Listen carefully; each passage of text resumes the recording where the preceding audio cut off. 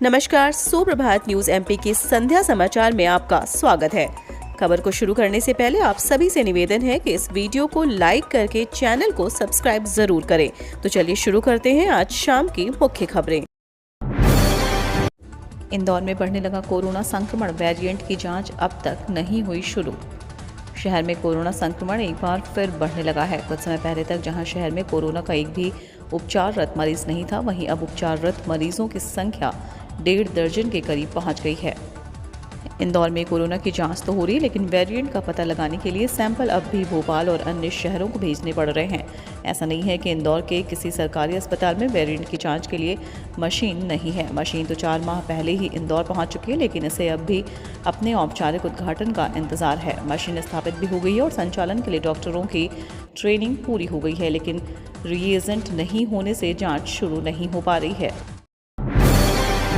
निजी वाहन स्वामी 15 साल पुराने वाहन का करवा सकते हैं नवीनीकरण। बढ़ते प्रदूषण पर नियंत्रण करने के लिए 15 साल पुराने वाहनों को सड़कों से हटाने का प्रस्ताव तैयार किया गया है। इसकी शुरुआत सरकारी विभागों से की जाएगी। निजी वाहन स्वामी 15 साल पुराने वाहन की हालत अच्छी होने पर रजिस्ट्रेशन रिन्यूअल करवा सकते हैं। इसके लिए परिवहन विभाग के वाहन पोर्टल पर ऑनलाइन आवेदन करना होगा। विभाग के सक्षम अधिकारी द्वारा वाहन की जांच कर रजिस्ट्रेशन रिन्यूअल कर दिया जाएगा। इसके बाद आप 5 साल वाहन चला सकेंगे। इंदौर व भोपाल में खुले स्क्रैप सेंटर, ग्वालियर के लिए नहीं दिखाई कंपनियों ने दिलचस्पी।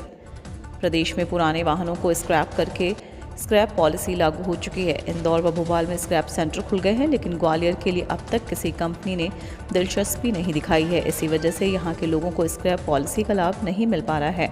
स्क्रैप पॉलिसी के तहत स्क्रैप सेंटर का सर्टिफिकेट जरूरी है। विभाग भी जल्द से जल्द ग्वालियर में स्क्रैप सेंटर खोलने के लिए प्रयासरत है। तकनीकी और मैनेजमेंट कोर्स की स्नातक परीक्षाओं की तिथि तय।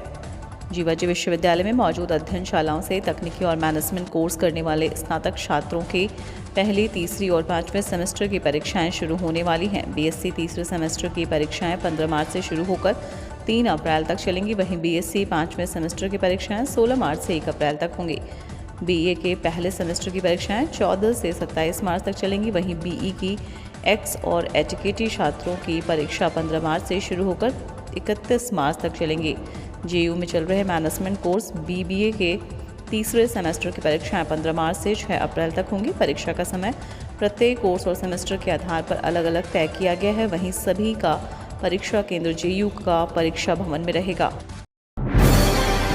मरीजों को मिलेगी राहत। 50 बिस्तरीय प्रसूति गृह का निर्माण हुआ 90% पूरा। बिरला नगर प्रसूति गृह का उन्नयन का काम तेजी से चल रहा है, जो जल्द ही पूरा होगा। यहां पर मरीजों की भार को देखते हुए 50 बिस्तर का अस्पताल नया तैयार किया जा रहा है, जिसका निर्माण कार्य लगभग 90% पूरा हो चुका है। हजीरा क्षेत्र की एक बड़ी आबादी का हिस्सा स्वास्थ्य सुविधाओं के लिए सिविल अस्पताल पर निर्भर रहता है। इसी तरह बिरला नगर में संचालित प्रसूति गृह में भी बड़ी संख्या में प्रतिदिन सामान्य प्रसव एवं ऑपरेशन होते हैं, लेकिन प्रसूति गृह का भवन छोटा होने के कारण यहां पहुंचने वाली गर्भवती महिलाओं व प्रसूतियों को कई बार रेफर कर दिया जाता है। इन्हीं सब परेशानी को देखते हुए करोड़ों रुपए की लागत से 50 पलंग का प्रसूति गृह बनाकर तैयार हो चुका है। केंद्र सरकार का बड़ा फैसला, बीएसएफ की भर्तियों में अग्निवीरों को 10% आरक्षण। सेना में भर्ती की अग्निवीर योजना का लाभ उठाने वाले युवाओं के लिए अच्छी खबर है। एक अहम निर्णय लेते हुए केंद्र सरकार ने सीमा सुरक्षा बल की भर्तियों में पूर्व अग्निवीरों के लिए 10% आरक्षण की घोषणा की है। साथ ही आयु सीमा मानदंडों में भी ढील दी गई है। अधिसूचना के मुताबिक आयु सीमा में छूट इस बात पर निर्भर करेगी कि अग्निवीर योजना का हिस्सा बनने वाले युवा पहले बैच का हिस्सा हैं या बाद के बैचों के। अब 3 नहीं 2 बाघ ही छोड़ेंगे सीएम और सिंधिया, पहली बार बुआ भतीजे का रोड शो।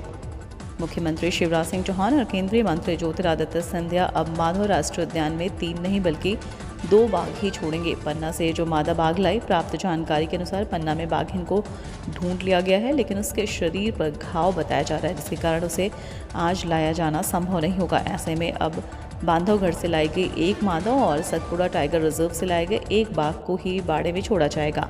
इस पूरे प्रकरण में पन्ना टाइगर रिजर्व की गंभीर लापरवाही सामने आई है। वहां पर मादा बाघ को पहले से ही एनक्लोजर में नहीं रखा गया। लाडली बहना योजना के क्रियान्वयन के लिए दिया गया प्रशिक्षण। प्रदेश सरकार ने महिलाओं के लिए लाडली बहना योजना शुरू की है। इसमें पात्र महिलाओं को 1,000 रुपये प्रति माह उनके बैंक खाते में डाले जाएंगे। इसके लिए ऑनलाइन आवेदन जमा किए जा रहे हैं। इंदौर जिले में आवेदन फॉर्म भरने की प्रक्रिया को लेकर आंगनबाड़ी कार्यकर्ता, निगम के जोनल और वार्ड प्रभारियों को प्रशिक्षण दिया गया। इसमें आवेदन फॉर्म भरने और बैंक खाते से आधार लिंक करने जैसी जानकारियाँ दी गई। CUET परीक्षा में आवेदन करने के अंतिम 2 दिन। Common university entrance test UG में आवेदन करने को लेकर विद्यार्थियों के पास अंतिम 2 दिन शेष रह गए हैं। नेशनल टेस्टिंग एजेंसी ने रजिस्ट्रेशन की तारीख रविवार तक रखी है, मगर इन दिनों 12वीं कक्षा की बोर्ड परीक्षाएं चल रही हैं। ऐसे में कई राज्य स्तरीय और केंद्रीय विश्वविद्यालय ने आवेदन की तारीख आगे बढ़ाने की मांग उठाई है। उनका कहना है कि विद्यार्थी परीक्षा में व्यस्त हैं। इसके चलते विद्यार्थियों को कुछ दिन की और मोहलत मिलना चाहिए ताकि प्रवेश परीक्षा देने वालों की संख्या बढ़ सके। फिलहाल एजेंसी ने इस बारे में कोई विचार नहीं किया है। CUET से देवी अहिल्या विश्वविद्यालय से 14 विभागों से संचालित 23 कोर्स में विद्यार्थियों को प्रवेश दिया जाएगा। BCom, BA, B Pharma, BCA, BA, LLB, MBA सहित कोर्स की 150 सीटें हैं। मौसम विभाग ने दी चेतावनी, इस तारीख को होगी भारी बारिश, किसानों की बढ़ी चिंता। मध्य प्रदेश के बदलते मौसम ने किसानों की चिंता बढ़ा दी है। बीते दिनों से हो रही बारिश अभी भी थमी नहीं है कि मौसम विभाग ने एक बार फिर चेतावनी जारी कर दी है। रायसेन, बैतूल, विदिशा, छिंदवाड़ा, पन्ना, सागर, नीमच, मंदसौर, टीकमगढ़ सहित कई जिलों में आज भी बारिश होने की संभावना है। इसके अलावा मौसम विभाग ने 13 से 20 मार्च तक भारी बारिश और ओले गिरने की संभावना जताई है।